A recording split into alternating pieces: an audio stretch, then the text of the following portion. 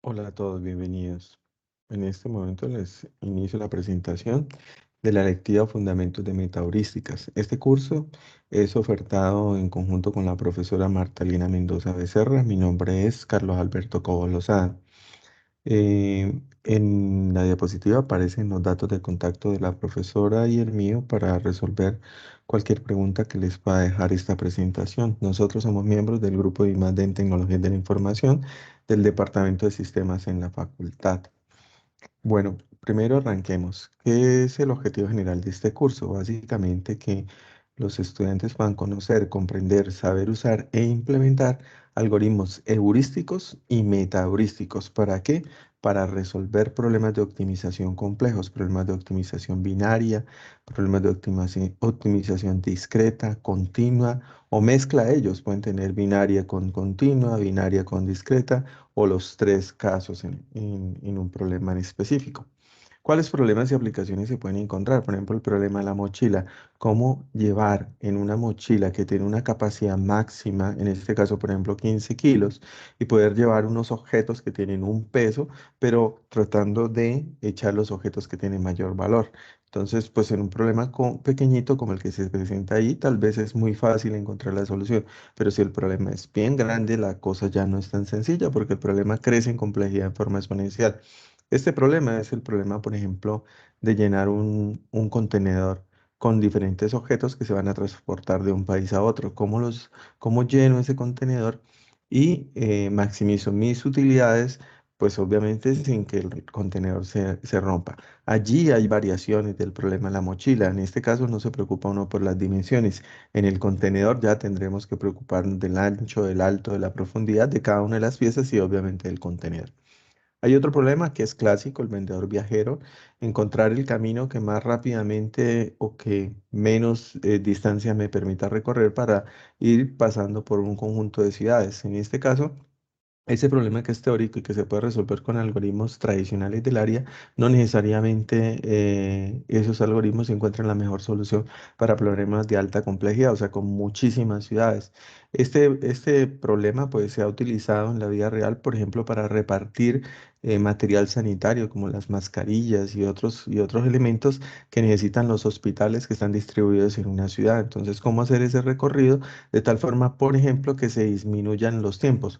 O, por ejemplo, que se disminuya las distancias y de esta forma disminuir la huella de carbono que se hace al transportarlos en un auto alimentado o que utiliza combustibles fósiles.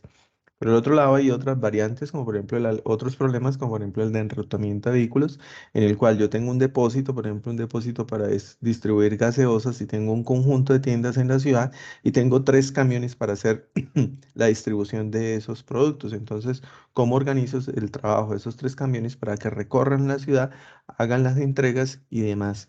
Allí en el lado izquierdo se ve el concepto genérico, en el lado derecho se puede observar ya una distribución de diferentes rutas en una ciudad, en este caso en la Ciudad de México, de algún producto, bien o servicio, ¿cierto? No necesariamente son bienes, pueden ser servicios que se tienen que prestar. Además, hay otro problema también muy clásico del área, que es el coloreo de grafos, que es como, por ejemplo, en un grafo que tiene diferentes nodos, yo les pongo los colores a los nodos, el mínimo número de colores y que esos colores que yo ponga permitan que ninguno de los nodos adyacentes tengan el mismo color. ¿Sí? Eso, por ejemplo, suena como muy teórico, pero llevándolo a la práctica sirve, por ejemplo, para definir en las antenas de celulares cómo organizar las bandas de comunicación de esas antenas para que no interfieran unas con otras, teniendo en cuenta el concepto de que los nodos de cada una de las celdas deben manejar diferente banda, ¿cierto? También, por ejemplo, para resolver en el tema de entretenimiento, cómo resolver un sudoku. Yo tengo el sudoku, lo convierto en un problema de coloreo de grafos y después ya con el problema resuelto, yo puedo llevar eso y plantear o verlo como la solución del sudoku. Otros problemas, por ejemplo, en optimización, esos anteriores eran optimización binaria, por ejemplo, el de la mochila, qué elemento va o no va, eso es binario, en el otro ya son discretos. Y también hay otros problemas, como ya lo había mencionado, de continuos o mixtos. En este caso, por ejemplo, un problema de optimización en el cual tengo un dron. Ese dron tiene que desplazarse de un nodo A a un nodo B. Aquí en el lado derecho del dron se puede observar. Y tengo que evitar pasar por radares o tengo que evitar pasar por batería antiaérea que lo destruya. Entonces, ¿cómo hago la definición de esa ruta, de ese plan de ruta de un lado hasta el otro, evitando estas situaciones? Bueno, ¿cuál es el contenido de este curso? Básicamente se ve al principio que son métodos de estado simple, viendo la heurística de subiendo la colina y después ya empezando a ver metaheurísticas como el recocido simulado, la búsqueda tabú, la búsqueda local iterada y después pasando a lo que ya son los métodos basados en población. Estos métodos basados en población pues necesitan varias soluciones, ¿cierto? Que permitan encontrar, en este caso, varias, digamos, varios... em, formas o varios elementos que juntos trabajen en forma cooperativa normalmente para encontrar una solución al problema que estoy obteniendo. Entonces, fíjense, en el lado de arriba está, por ejemplo, una sola solución, solita buscando el lugar más alto. Llega a un punto y piensa que ahí fue el lugar más alto y esa es la respuesta. Esto es lo que le sucede normalmente a a una heurística. Mientras que una meta heurística trataría de encontrar otros caminos tratando de encontrar la solución más alta, que es la que está más arriba al fondo a la derecha. En el tema de los métodos basados en población, fíjense que ya no es una solución, sino son como varias soluciones que están tratando de encontrar y que normalmente se utilizan en problemas muy complejos. También se va a ver cómo se representa una solución binaria, una solución continua y demás métodos paralelos, coevolución, varios estrategias para resolución de problemas de optimización combinatoria o discreta, como por ejemplo los algoritmos de colonias de hormigas, que son muy importantes para ciertos problemas, y se va a hablar de las áreas de investigación que permiten, pues, de pronto motivarlos a ustedes para hacer trabajo de grado. El curso tiene tres cortes de evaluación: la implementación de algoritmos de optimización, pequeñitos, sencillos, con problemas muy concretos que permitan a ustedes saber que están entendiendo y que lo pueden hacer y pues que el concepto central de la asignatura se está tomando. Ya después vienen el corte 2 y 3 que están relacionados con algoritmos que no se han visto en clase y problemas que no se han visto en clase, que cada uno escoge de acuerdo a sus iniciativas o a su motivación y al principio se presenta una exposición y luego se presenta cómo se hizo la implementación de estos algoritmos. Hay muchas otras aplicaciones, solamente por mencionar algunas, cómo definir los turnos de las enfermeras o cómo definir la mejor forma de organizar digamos, una planta automotriz o cómo, por ejemplo, embarcar y desembarcar los contenedores en un puerto o dónde hacer una siembra de molinos de viento porque es donde hay más posibilidad de tomar energía o de sacar energía del viento y demás. En esto el grupo tiene bastante, digamos, bastante experiencia.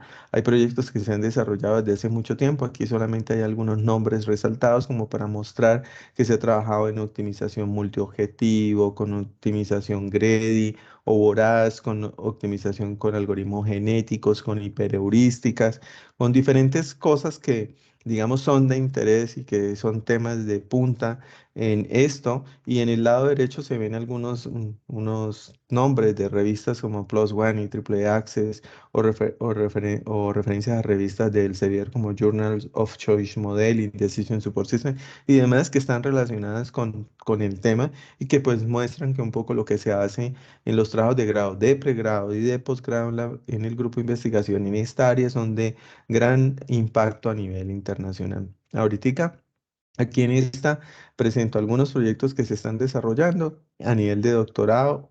Hay uno en específico que pues lo coloco aquí para recordarme decirlo, pero que terminó hace rato.